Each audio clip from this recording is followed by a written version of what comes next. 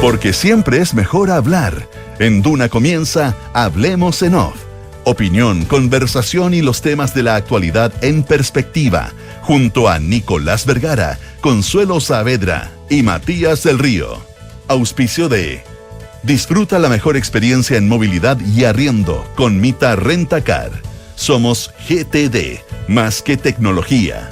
Oficinas Apoquindo Moro, el nuevo polo empresarial de Las Condes. Piensa en grandes. Celebremos juntos los 5 años. AFP Habitat.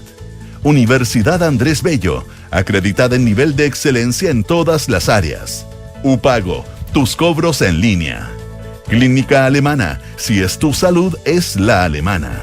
Digitaliza el área de recursos humanos con Talana. Y en Consorcio te damos el respaldo que necesitas para avanzar en todos tus proyectos. Duna. Sonidos de tu mundo.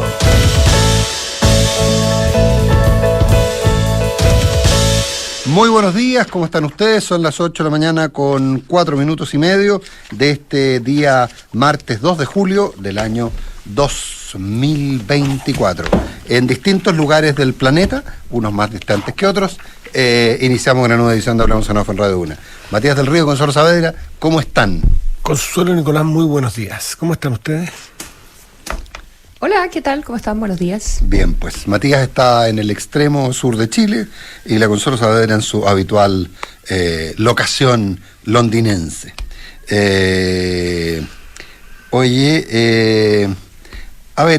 Ayer a todos nos sorprendimos por la decisión, la salida, a todas luces no voluntaria, pero con una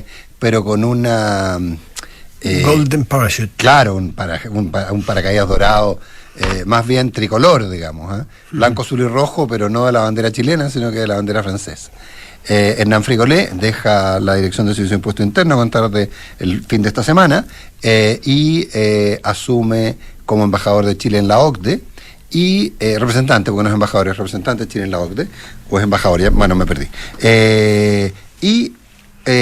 Javier Echeverri, que yo no sabía, no sé si ustedes sabían, estaba a cargo de asuntos corporativos en el Servicio de Impuestos Internos hace muy poco tiempo. Tan poco tiempo que desde ayer en la mañana. ¿Ah, sí? Sí. O sea, no estaba mal yo, digamos. Desde ayer en la mañana, sí. O sea, pero entonces estaba preparando su desembarco. La carrera más meteórica de la historia. En una semana va a estar de director de vuelta, según me comentaron desde adentro de Hacienda, claro. Claro, porque va a postular. Ustedes saben que cuando el gobierno llega... ¿Pero cuándo se abre el concurso? ¿Sabemos? Se abre. Sí, se abre. Pues, junto con decretarse la vacancia, tiene que el sistema de alta dirección pública tiene que iniciar el proceso.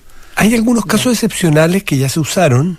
O sea, ya pasó el tiempo más que se usaron. No, por eso, para pedir renuncias. Y lo que se llama las balas de plata, donde tú puedes nombrar directamente.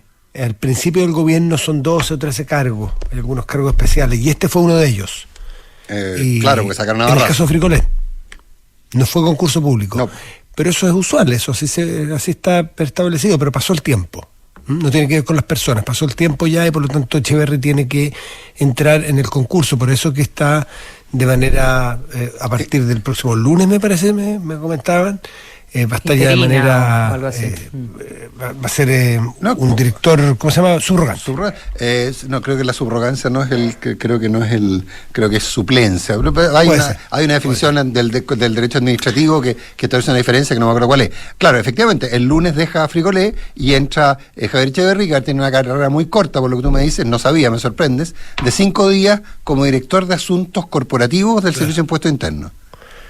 Claro, exactamente. Y hay otra característica que ocurre ayer, porque cuando a todos nos sorprendió nos pusimos a reportear, porque nos vienen a la memoria hitos recientes que no sabemos si a esta altura nos falla la memoria, pero por suerte existe el registro. Y yo me acordaba que había sido de los que votó, de los que llamó a votar rechazo el 2022, Javier Echeverri. Yo entiendo que sí. Y empecé a buscar y efectivamente hay un acto público que te diría fue de los primeros de Cristian Barken, ese famoso con la bufanda amarilla, ¿se acuerdan? Sí. Y secundado de Soledad Alvear, Óscar Guillermo Garretón y otros personajes Y estaba así atrásito, a fondo de una foto que se las puedo compartir, pues la encontré, Javier Echeverri. Y hace una locución de por qué votan rechazo en su momento, respetando mucho a los que votan distintos, pero que ellos estiman que hay que votar rechazo, ya, en fin. Y me preguntaba yo si es que era amarillo todavía, y estuve conversando con unos, porque en esa época Amarillo era un movimiento, no era un partido, entonces yo tenía la sensación de que él nunca militó en Amarillo, sencillamente participó de esa formación, de ese grupo y de ese momento, pero no, ayer también presentó en ese partido la renuncia a Amarillos, Javier Echeverri, ayer. O sea, era Amarillo al momento de ser nombrado. O con diferencia de horas, según me cuentan en el partido, Amarillos. Así que es interesante porque no son concertacionistas. No solo concertacionistas, sino que además era Amarillo. Era oposición. ¿Era oposición? Era oposición, claro. Técnicamente era oposición. ¿Cuál es la...? ¿Por qué nos preocupa esto? ¿Por qué nos interesa quien esté a cargo de impuestos internos? Y por qué, evidentemente, se considera que Hernán Frigolé no era la persona adecuada para el cargo. Y yo creo que ahí hay varias cosas que uno puede analizar. Uno, ¿desde cuándo se está pensando en esto? En la necesidad de hacer este cambio. Hoy día en la prensa hay varios artículos en las diferentes publicaciones de cuáles serían las razones de la salida de Hernán Frigolé. Algunas tendrían que ver con, no sé, Julio Nahuel Hual hablaba de que quizás la recaudación no había sido la esperada. Hay otras varias que hablan del clima interno en impuestos internos. Otros hablan de la manera en que se manejó la investigación interna por el caso Audios del abogado Hermosilla, donde en estas conversaciones da a entender que tienen una movida dentro de impuestos internos, claro. Y eso derivó en investigaciones, algunas todavía están en marcha, otras personas que fueron reintegradas, alguien que fue cesado de Grandes Contribuyentes, que era donde siempre iba la abogada Villalobos, y que fue puesto en otro lugar, y parece que también ahí hay cierto descontento, ha habido paros, pero también hay voces que dicen que que había resistencia política a Hernán Frigolé en momentos en que se necesita harta muñeca para poder llevar adelante los cambios que se espera ocurran en el servicio en el marco de la discusión de todos los proyectos de ley que tienen que ver con elusión, pacto fiscal, etcétera, etcétera, ¿verdad? O sea, también yo creo que ahí hay un elemento de peso. Fíjate que será la suma de todas las anteriores, probablemente. Todas las anteriores pensaba, claro, no son excluyentes. Fíjate que Claro, pero te lleva a por qué nombrar a alguien como Javier Echeverri, quizá. Ahora, Javier Echeverri, es interesante recorrer para atrás el registro. Y por lo que uno empieza a leer y empieza a averiguar, dado el caso de audio y todo, empezamos todos a reportar un poquitito en el Servicio de Impuestos Internos y con los históricos, con algunos dirigentes, en fin, con gente que lleva muchos años. Y uno tiene en la memoria a Javier Echeverri, voy a ponerlo en términos bien gruesos, tiene en la memoria a Javier Echeverri que nos puso las declaraciones de renta en Internet, ¿no es cierto? Esa es la modernización que uno recuerda o trae a la cabeza de Javier Echeverri, pero la gente que dentro de la cultura de impuestos internos te habla de otro Javier Echeverri. Te habla de Javier Echeverri que, proporcional a la cantidad de funcionarios, cuando él llega en 1990, es el grupo más grande de despidos que se produce o uno de las organizaciones públicas que más personas despide, proporcional al tamaño. Claro, a lo mejor el Ministerio de las Públicas es mucho más grande. Y tiene que ver con la creación de un órgano interno de control le voy a poner yo, de corrupción, no sé cómo se llamaría el departamento en su momento. Es decir, ese fue uno de los primeros trabajos, por eso se le recuerda tanto a Echeverri, en el cambio cultural, más que lo que vimos los contribuyentes afuera, el cambio cultural. Y como un obsesivo casi, él siempre se define, como lo vemos en la entrevista que hemos visto en la ponencia del Senado la semana pasada, el management.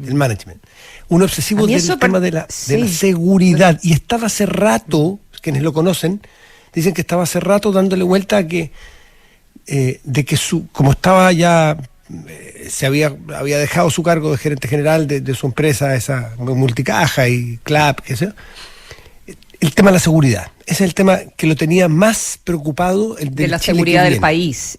de la seguridad del país y de la forma en que Impuestos Internos cumple un rol ahí. Claro, bandas, qué sé yo, bandas criminales, mafias, todo lo que estamos viendo.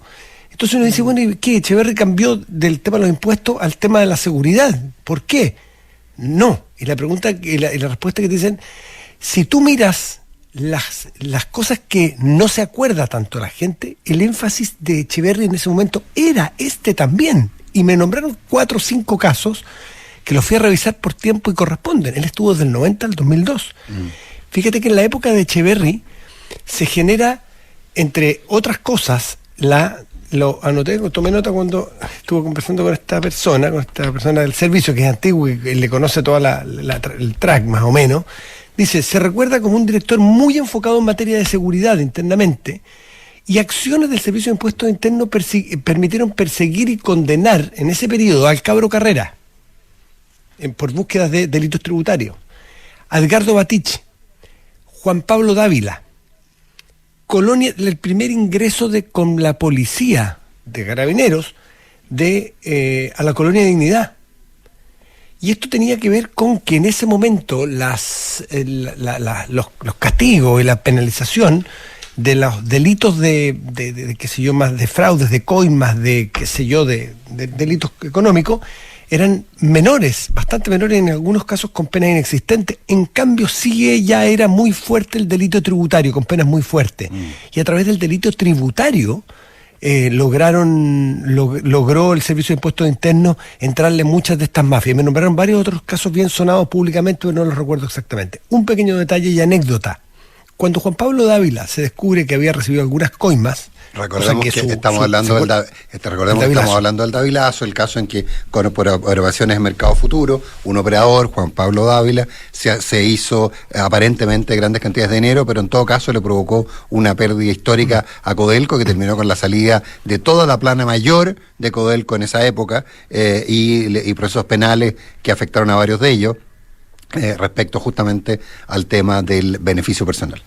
Exactamente, y la anécdota que me contaban es que cuando, ese fue un caso largo y bullado, y había un ministro en visita, y cuando el Servicio de Impuestos Internos se acercó al ministro en visita para solicitarle hacerse parte por delitos tributarios, cuando estaban viendo el tema de las coimas que habría recibido Juan Pablo Dávila en su momento, paraísos fiscales, por qué sé yo, por supuestas pérdidas, qué sé yo, en la defensa de Juan Pablo Dávila nunca había aceptado la entrega de coimas. Y cuando entra y el Servicio de Impuestos Internos le pregunta al ministro en visita o le informa que iba a entrar a querellarse por delitos tributarios, el ministro en visita de la época, que no recuerdo el nombre, no lo logré encontrar, le habría dicho al Servicio de Impuestos Internos que le agradecía mucho que lo hiciera porque le iba a ayudar. Y después entendieron por qué. Acto seguido, el abogado Juan Pablo Dávila aceptó las coimas, porque era muchísimo más difícil y oneroso desde el punto de vista penal el aceptar Matías, el delito tributario. Tuvo una cuña genial. Dijo, ¿desde cuándo las coimas pagan impuestos? Exactamente. Es un abogado muy conocido y que hoy día está en el candelero en un caso de alta resonancia pública, pero en fin. La Corte Suprema determinó que sí pagaban las coimas, y de hecho el Impuesto Interno agregó en el formulario a la vez siguiente un cuadradito donde tú ponías ingresos no respaldados, porque no había cómo poner coimas. Tú ganas plata, ¿por qué? Por industrial, claro, lo que pasa con eso profesional. Hay una gran discusión porque eso blanquea. Oye, pero nos estamos alejando del tema, y bastante, porque está bien, podemos hacer sin duda un gran perfil de Javier Echeverri, que probablemente es el arquetipo del ejecutivo público, y donde ha estado lo ha hecho bien, y además ha emprendido por su cuenta, también lo ha hecho bien en lo privado. Pero sin duda aquí hay un hecho político. Uno tiene que ver con el reemplazo, dos, con lo que insinuaba la Consuelo, a partir de que su figura sería más digerible, por ejemplo, en discusiones como el secreto bancario, y que además él, por conocer los intersticios del servicio, podría conseguir que se aumentara la velocidad de recaudación, que los funcionarios del Servicio de Impuestos Internos dejaran, comillas, de arrastrar los pies. ¿Será eso verdad? ¿Habrá sido esa la razón, una razón en la salida de Frigolet? ¿Se puede culpar al director por la baja en la recaudación? Bueno, yo creo que hay ahí tal vez algunos cálculos mal hechos en algún minuto respecto a algunas normas, pero eso no fue en el ejercicio del cargo Frigolet. Pero lo simbólico es todo esto que planteamos ahora, y también el tema que tú lo planteas muy bien, Matías, el tema que estamos hablando de alguien con ADN concertacionista, independiente que haya estado o no estado en amarillo ahora último. Yo creo que ese es el hecho más fuerte. Se sigue recurriendo a las viejas guardias cuando hay problemas. Oye, en todo caso yo creo que hay un montón de luces de qué podría ser Javier Echeverry en el cargo, en la exposición que hizo el 4 de junio ante la Comisión de Hacienda del Senado en toda la discusión y van diferentes expertos a exponer. Ese día también expuso Yo Radio y otras personas, también exdirector de Impuestos Internos, y él hizo una presentación sobre cómo veía el proyecto de cumplimiento de obligaciones tributarias y en el tema de la elusión, fundamentalmente, y de la evasión tributaria.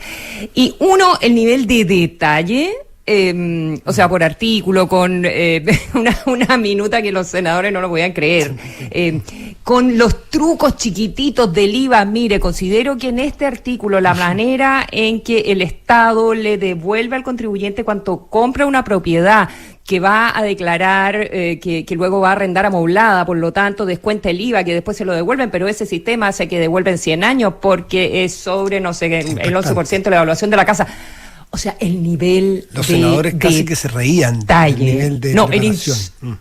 Realmente es insólito el nivel de conocimiento que tiene de cada detallito sobre cómo... Y él mismo decía, bueno, yo sé que estas cosas suenan detalle, pero la idea de apretar tuercas aquí, allá, acullá, para hacer una mejor recaudación, lo que me pareció muy interesante. Un poco técnico, pero súper interesante de ver. Ahora, respecto de los temas más políticos y lo que ha estado arriba de la mesa sobre, ¿qué posición tendría alguien como Echeverry respecto del secreto bancario o de cambiar la gobernanza a cambio, que es la discusión que existe con la oposición, de dar más atribuciones al Servicio de Impuestos Internos? Entonces dicen, bueno, lo que decía el otro día Javier Macaya, que me lo dijo a mí en una entrevista desde la redacción de La Tercera, yo no quiero que me revisen la cuenta de supermercado o algo así, que tengo que decir que es una cuña un poco sacada de contexto, porque, pero era la idea de no aumentar atribuciones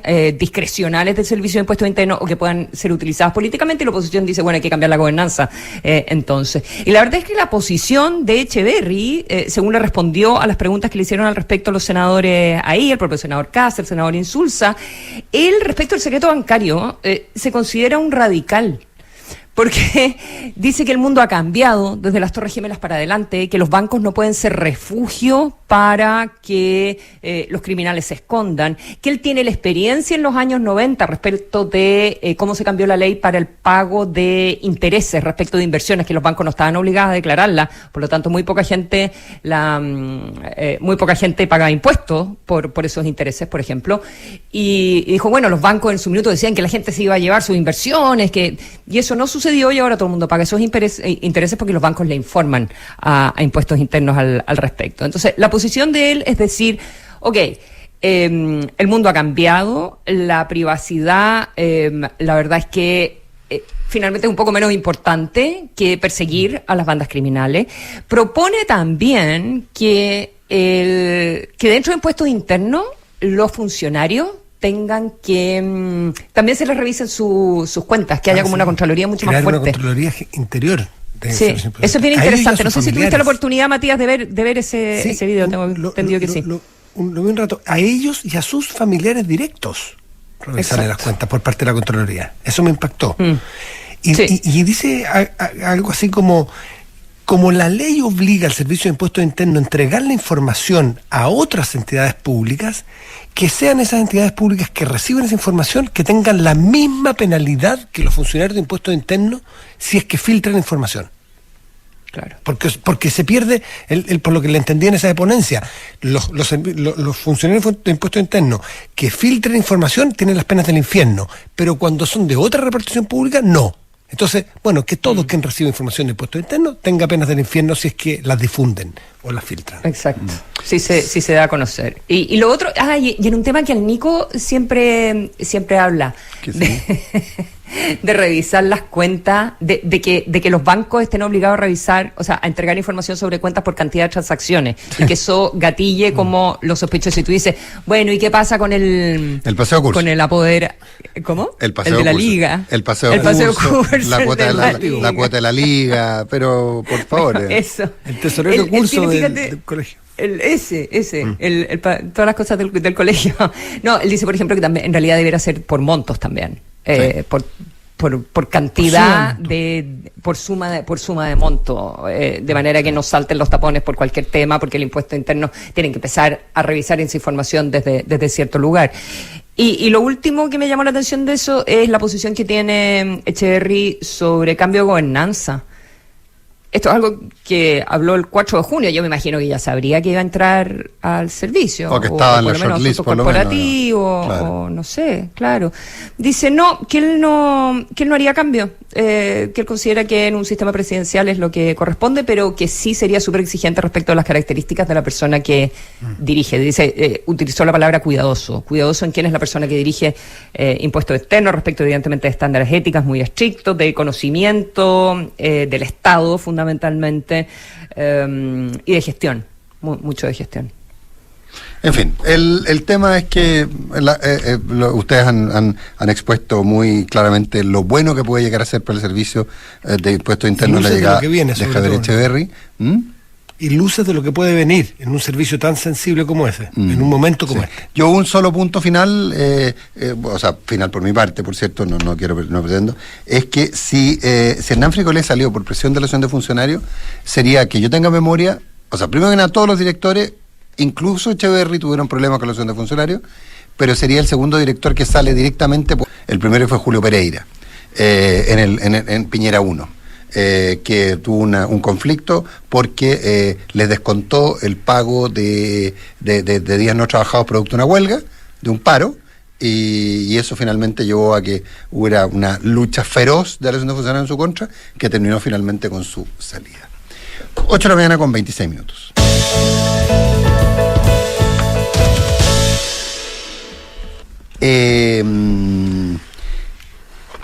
Bueno, la tuya y dos más. Así podría definirse el anuncio que hizo en la mañana el presidente. O sea, no, el anuncio yo entiendo que temprano, después lo ratificó el presidente y ahí se prestó a confusión porque el presidente habló que iba a llegar a 4 millones de hogares. Lo cual significaba que llegaba a toda la población de Chile el subsidio nuevo, porque si 4 por 4, 16 millones prácticamente de personas llegaría, si consideramos que en un hogar viven 4 personas, estamos pensando básicamente en que iba a llegar a prácticamente 16 millones de usuarios, y por lo tanto serían prácticamente todos, ¿no? Después quedó claro de que no se trata de eso, que lo que se hace es que se triplica el monto de hogares, con lo cual no se llega a 4 millones de hogares, pero sí se alcanza una cantidad cercana a 4 millones de personas, al mismo cálculo de 4 personas por hogar. Espera. ¿Se llegaría a 3, o sea, porque hoy día es a 1 millón de hogares? A 1 millón, hoy día es más o menos 1 millón. El del 40%. Del 40, no, es que ahora llega al 40% los más vulnerables, o sea, llega al 40% el total. Esa es la promesa. Claro, esa es la promesa. Pero ese 40%... A 40% de los hogares, de los más vulnerables, el 40%. Y eso es 1 millón, ¿verdad? Hoy día, que es hoy día, llegaría... Entiendo que estábamos hablando inicialmente que llegaba al orden de 600.000 hogares. Hoy día prácticamente se triplicaría, probablemente se llegaría a 1.800.000 hogares. Por eso que se alcanzaría casi 4 millones de personas. Entonces ese fue el concepto equivocado en la mañana. Pero ¿cuál es el tema? ¿Cómo se paga? ¿Cómo se paga? Hay varias, se proponen varias fórmulas, ninguna parece discutible. Hay una que es como de perogrullo, que es que dado con aumentar la tarifa eléctrica, aumentar la recaudación por IVA de esas nuevas tarifas, entonces destinemos lo que se va a recaudar por de más IVA por las tarifas eléctricas. ¿Se puede hacer eso? Derivar No, lo que pasa es que no puedes tener... Es un decir. Es un ¿verdad? decir, Porque es un decir, porque lo que pasa es que al final el dinero es un bien fungible. Sí, pues, entonces, exacto. lo que llega a la canasta tú puedes El gastar. delta. No puede existir un impuesto específico. Yo no puedo decir, este impuesto va a ser tal cosa. El Impuesto delta que recaudemos va a ser con equivalente eso, a lo que vamos a como poner yo voy a aquí. tener una recaudación, comillas, no es el punto, pero no programada, entonces como ahí yo voy a recibir un poco más de lo que pensaba, bueno, eso lo voy a destinar a que retroalimente este subsidio. También, dado que los que quedan fuera, los que quedan fuera, entre comillas, y lo de fuera es bien relativo, de las alzas de tarifa que vienen, son los clientes libres. Entonces, que los clientes libres solo pagan los clientes regulados. Entonces, que los clientes libres, es decir, aquellos que tienen contratos de provisión y que pagan al precio spot, ellos, y que no se verían afectados por esta alza, porque ellos vienen pagando el precio real hace mucho tiempo, entonces igual ellos contribuirían con algo para financiar este subsidio, a partir de que se les aplicaría un impuesto, y también una redefinición en términos de impuestos verdes, que tienen que ver básicamente con la energía generada con carbón, el uso de carbón como combustible. Lo que también es complicado, porque recordemos que estamos en un plan de cierre carbonera, entonces ese ingreso debería llegar a cero, digamos. Es una forma de incentivar quizá el cierre, un incentivo adicional al cierre de las carboneras. En términos técnicos hace sentido la propuesta, no sé si llega al número que se llega, no sé si tiene el efecto, y el otro punto que ahí yo no alcancé a tratar de entenderlo, es el anuncio del ministro Pardo de que mediante algún sistema lograrían bajar las tarifas en un 7%. Un 7%. Sí, acá estoy leyendo el reporte al respecto del Ministerio de Energía del día de ayer, y dice: en cuanto a las medidas para reducir el precio de la energía de los clientes, se realizará una reforma corta al régimen de abastecimiento de suministro a clientes regulados, o sea, los clientes chicos, de manera de permitir que los clientes regulados puedan comprar energía a los pequeños medios de generación distribuida, PMGD. Sí. Esto permitirá, por una parte, reducir en un 7% y de manera permanente el precio de energía traspasable a los clientes finales, y por otra parte generará beneficios sistémicos para los demás clientes y la industria. Claro, no tengo idea de lo que eso no, que tú le vas a poder significa. comprar, que tú vas a porque por algún sistema que no me queda grande. Pero ¿cómo compro?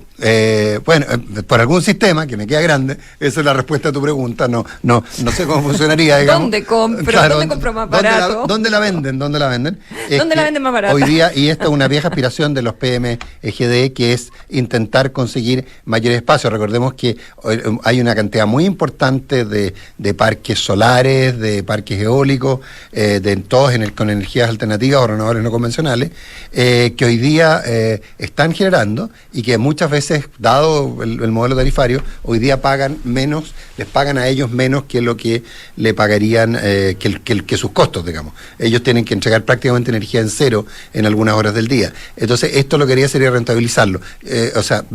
Sería muy bueno para los PMGD, para los pequeños medios de generación distribuida, de generación eléctrica distribuida.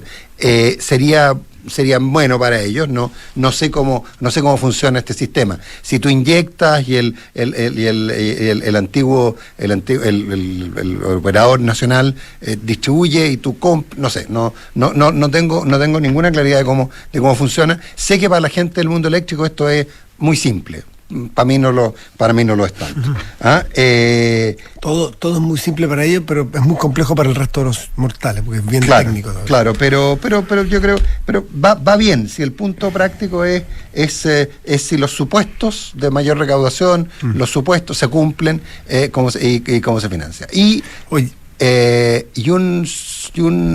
un punto que te deja muy breve, Matías, sobre el tema, es que recordemos que cuando hay algo que se ha dicho muy poco, que es que cuando se planteó esta ley para congelar las tarifas eléctricas, hubo una apuesta implícita. En ese minuto la energía estaba muy cara, y la apuesta era que en el mediano plazo la energía iba a volver a la normalidad, iba a bajar de precio, que eso iba a ocurrir en el mediano plazo.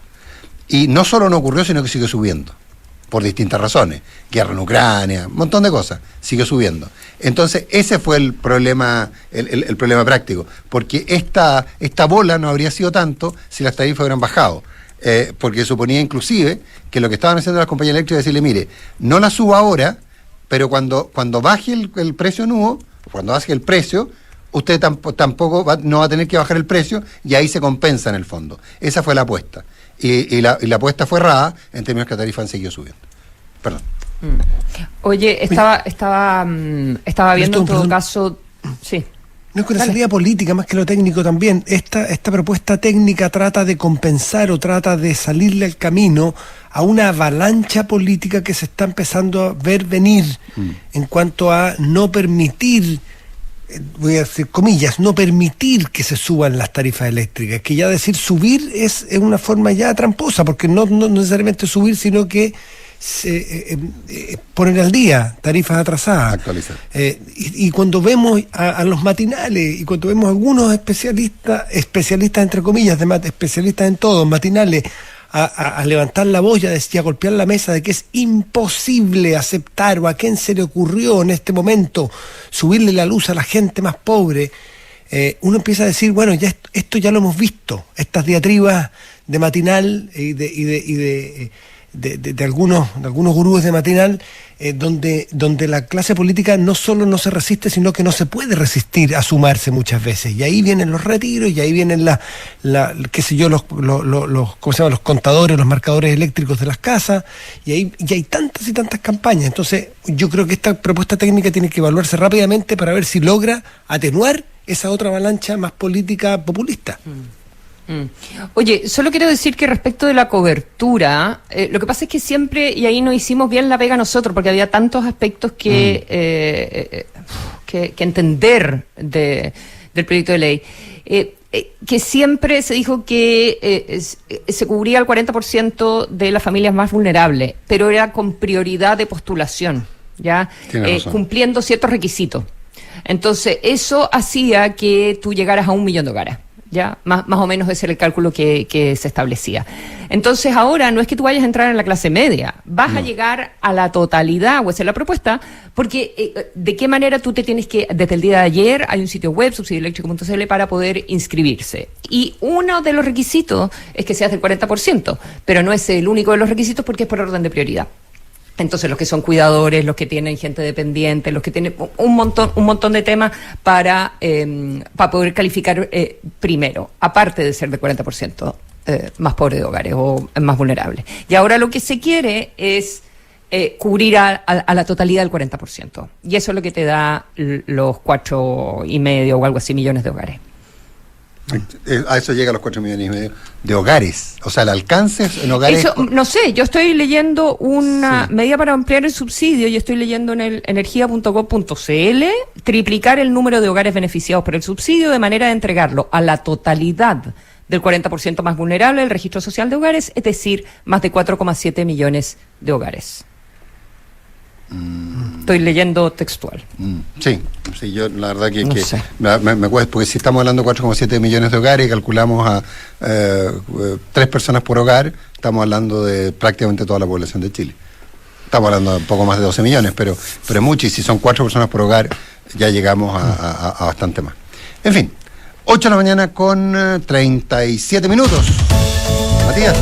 Evita la fuga de ingresos hoy. UPago No, es la esas son de la Consuelo. No.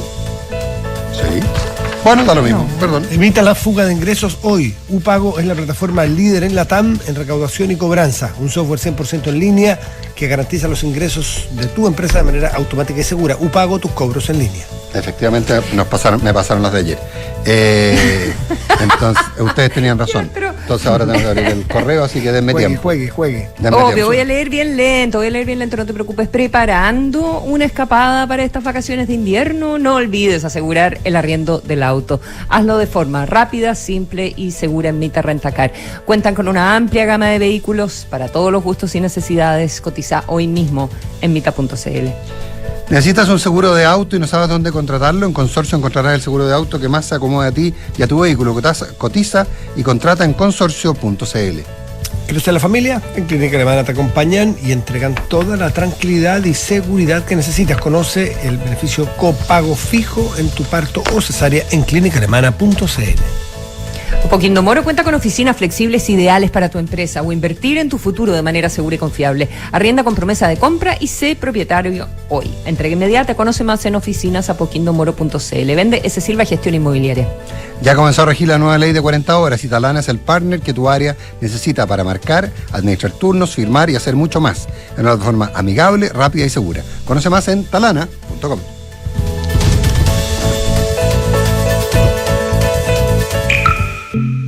Si le hubiese preguntado a las personas qué querían, creo que habrían dicho un caballo más rápido. En Duna, Henry Ford, fundador de Ford Motor Company.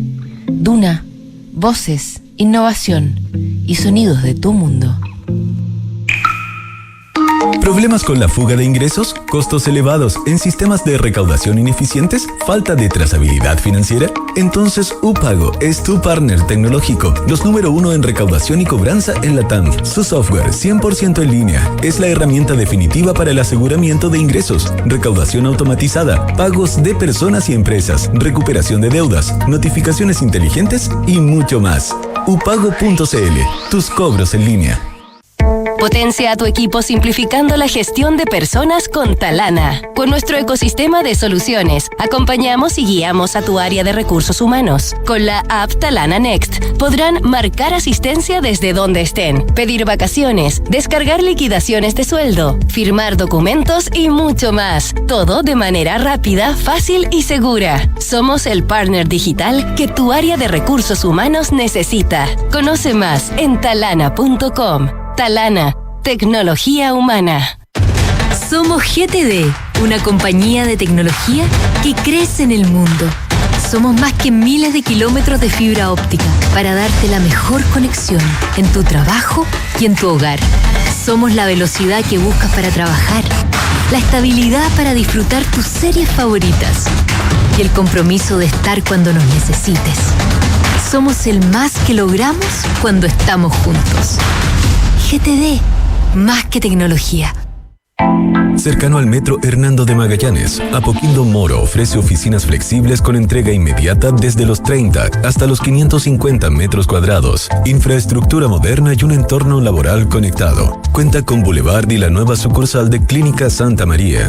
Arrienda con promesa de compra, paga el pie hasta en 24 cuotas y sé propietario hoy en este nuevo polo empresarial. Cotiza en oficinasapoquindomoro.cl. Vende S. Silva Gestión Inmobiliaria.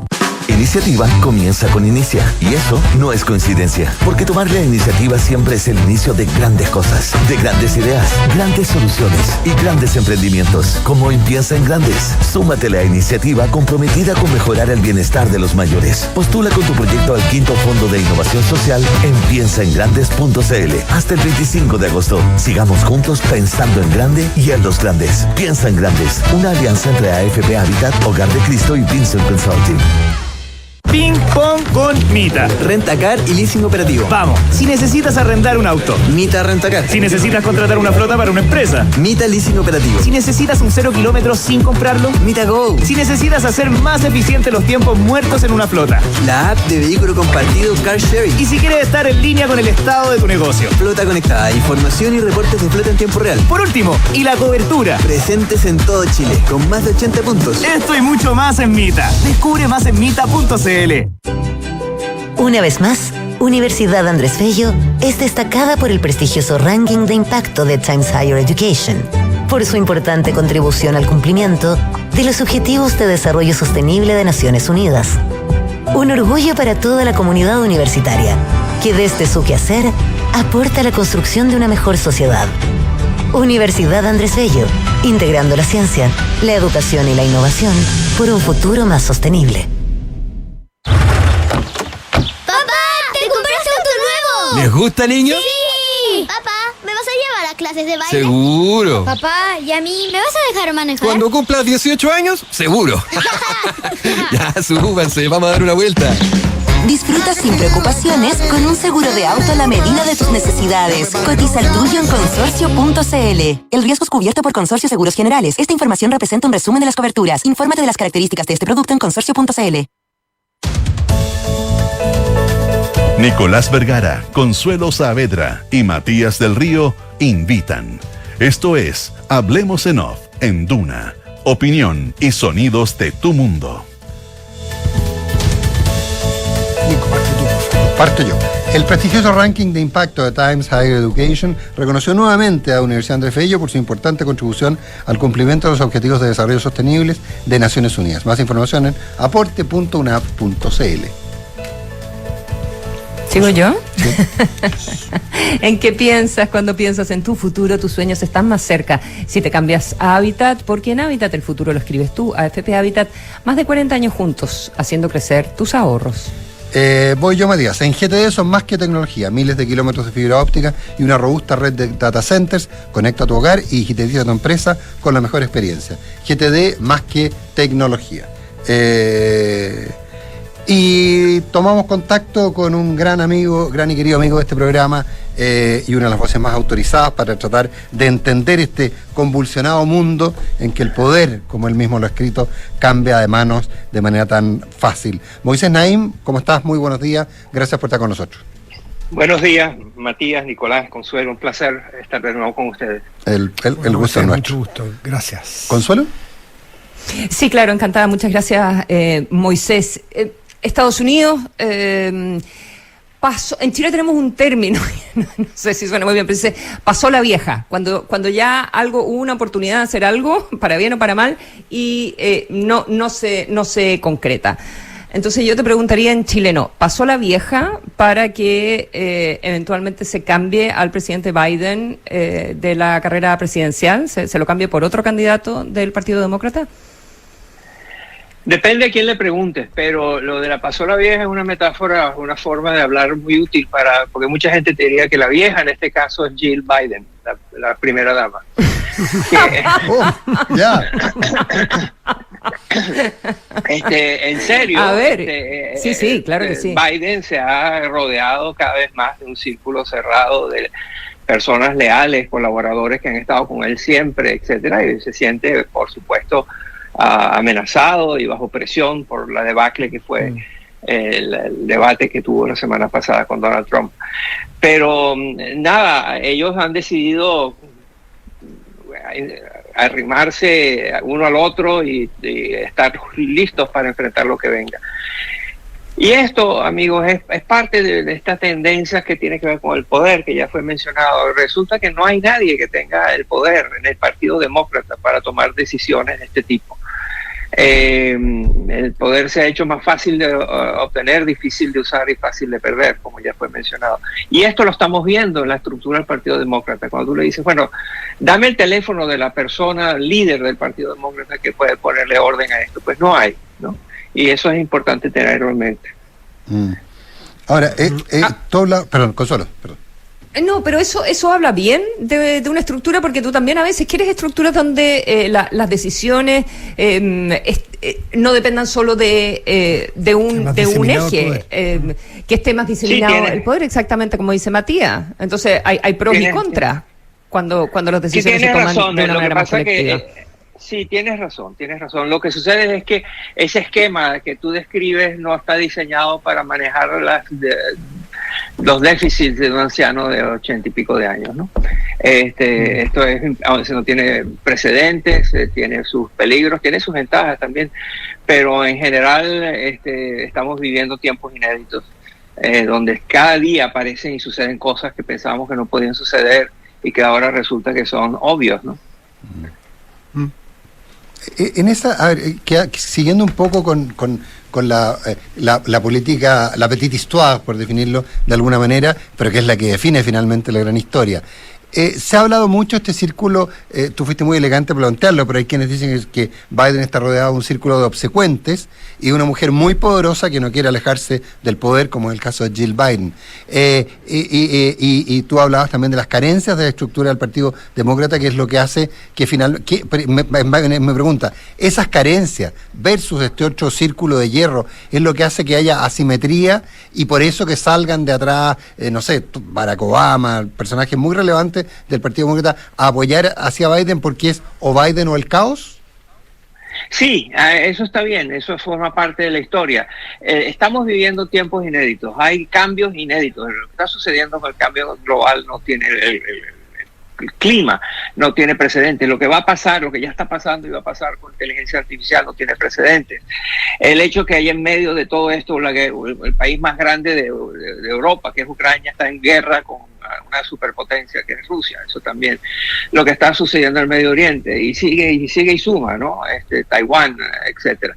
El punto es que ahí vienen cambios grandes, ya están ocurriendo, no los entendemos, no los conocemos bien, sabemos que vienen, que van a impactar a nuestra familia, a nuestra empresa, a nuestro gobierno, a nuestro país, y sabemos que vienen, y vienen duros, pero no sabemos cómo y cuándo nos van a afectar directamente a cada uno de nosotros, pero eso va a suceder.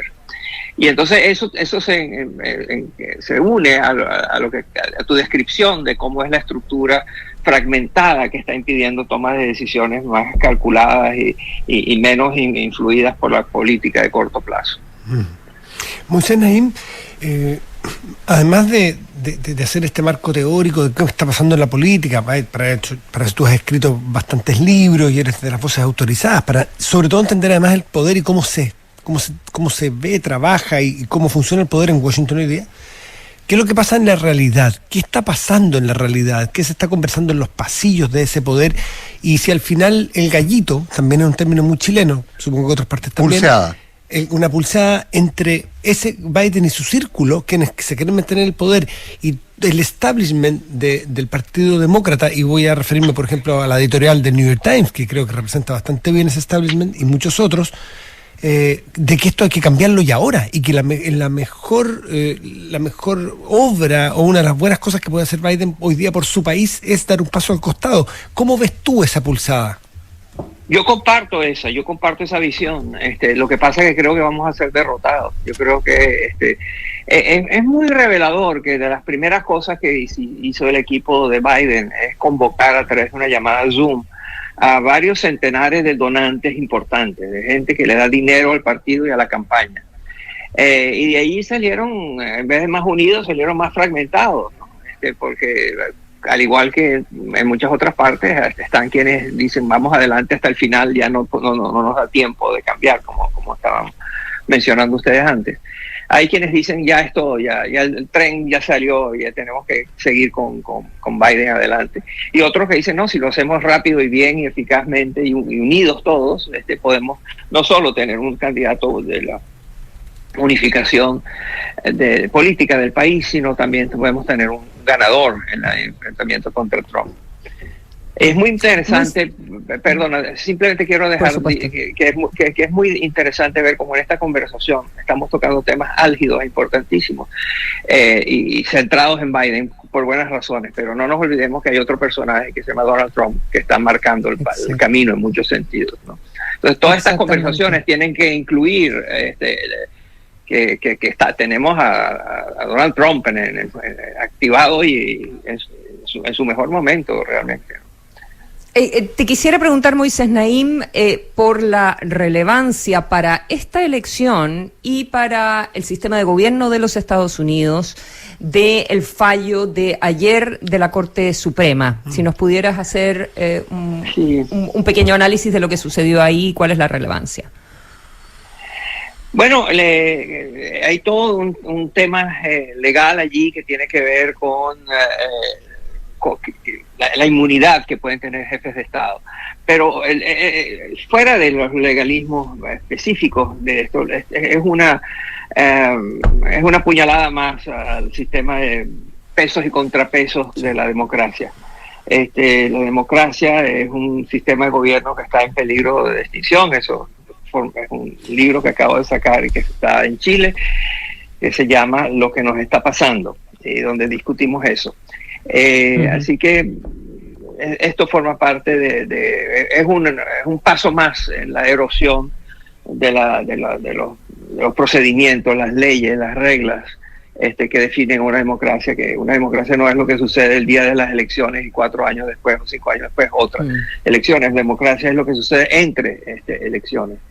Moisés, perdón, un punto, pero Moisés, en ese sentido el fallo sostiene que, estoy haciendo una interpretación muy libre y puede que esté completamente equivocado, pero sostiene que una situación puntual como la de Trump no puede poner en peligro la figura de inmunidad presidencial, dado que y aquí de nuevo son mis palabras, el presidente realmente tiene que hacer cosas que son de discutible legalidad por el bien del país. Entonces el bien que se preserva es esta capacidad de actuar en defensa de la nación americana, digamos.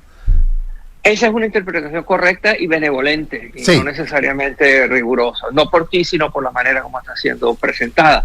Porque lo que sí hicieron es permitir que se presenten las evidencias que tiene la parte acusadora sobre quiénes participaron y cómo participaron y quiénes financiaron y activaron el ataque al Capitolio de los Estados Unidos. Entonces ahora vamos a tener, no sé si el placer, pero ciertamente vamos a tener la oportunidad de ver cuáles son las evidencias verificables, claras, concretas, legales que hay con respecto a qué pasó ese día y quiénes fueron los responsables. Y si Trump es o no es, eso tiene consecuencias sobre la decisión de ayer con respecto a la inmunidad de los expresidentes y presidentes. Moisés Naim, es a propósito de lo que hablabas de la erosión de las instituciones, de las democracias, entre elecciones, porque siempre pensábamos que las democracias solamente podían perderse cuando hay una elección, pero ya sabemos que en el ejercicio del poder también. ¿Es coincidencia la votación para este fallo puntual de que se refiere Consuelo al caso Trump, de que haya sido 6-3 y justamente los 6 que hayan votado a favor de la inmunidad son los ministros o los miembros de la Corte Suprema conservadores en Estados Unidos y los 3 hayan sido los liberales? ¿Tiene que ver justamente con adscripciones más bien ideológicas y políticas que al derecho propiamente? Correcto, absolutamente, nadie lo podría haber dicho mejor. Esencialmente aquí la sorpresa hubiese sido que la contraria, ¿no? Que sí, los que votaron en contra hubieran logrado tener una mayoría que les permitiera contener alguna de las cosas. La ley, todo lo que tiene que ver con la ley del aborto, por ejemplo, ¿no? También fue pasada. Y la minoría que hay en la Corte Suprema simplemente se ha vuelto espectadores y comentaristas de lo que decide la mayoría la mayoría de la Corte Suprema.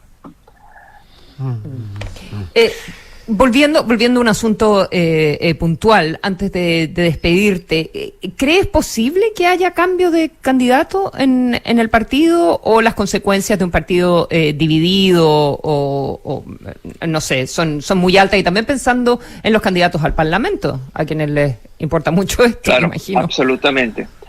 La respuesta más honesta que puedo dar es que no lo sé. Y creo que nadie lo sabe. Y quien te diga que lo sabe te está mintiendo. Está pasando de todo, hay reuniones a todos los niveles, hay reuniones con los equipos de seguridad nacional, hay reuniones con los donantes, y como ya dije, pero está en plena efervescencia, ¿no? La verdad es que yo no sé,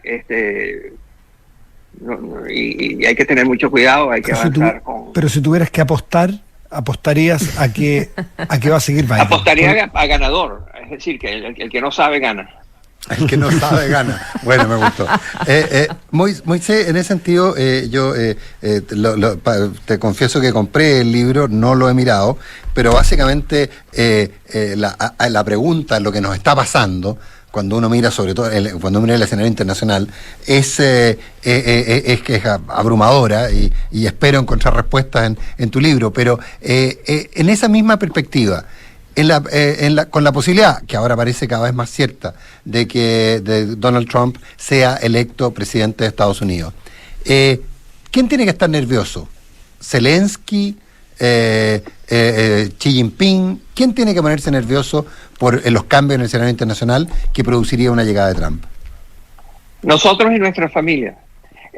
Los cambios que ha anunciado Trump y que ha manejado y que ha mostrado tienen consecuencias que trascienden Estados Unidos y trascienden la gran geopolítica, el gran juego del ajedrez geopolítico, ¿no? Porque viene, la lista de cosas que ha dicho que va a hacer son transformadoras, revolucionarias y conflictivas. Entonces, yo creo que tienen muy buenas razones para estar preocupados que Zelensky y vamos a ver qué sucede ahora en Francia, ¿verdad? Y lo que ha sucedido en Alemania. Una de las cosas que no hablamos es esta tendencia a que la extrema derecha gane las elecciones en Europa y en otras partes, ¿no? Bien, pues Moisés, te agradecemos mucho esta conversación y recordarle a las personas que se quedaron ahí con ganas de seguir profundizando en este nuevo libro de Moisés Naím, que el título es Lo que nos está pasando, o sea, análisis más global de la política, y ya está disponible en librerías chilenas por si acaso, así que aprovechamos de hacer esa suerte de difusión. Moisés, como siempre, mucho gusto de escucharte y gracias por recibirnos. Gracias. Es siempre un placer conversar con ustedes. Muchas gracias. Gracias, Moisés. Muchas gracias. Buenos días. Buenos días. Bueno, pues nosotros, para hacer la excepción, nos vamos a la hora. Nos vemos mañana, muchachos, ¿les parece? Muy bien, muchas cada gracias. Cada uno en sus puestos de combate. Buenos días. Buen día. Gracias. Esto fue Hablemos en Off, un clásico de la opinión y la conversación de actualidad. El día avanza con las voces de Duna 89.7 FM y Duna.cl.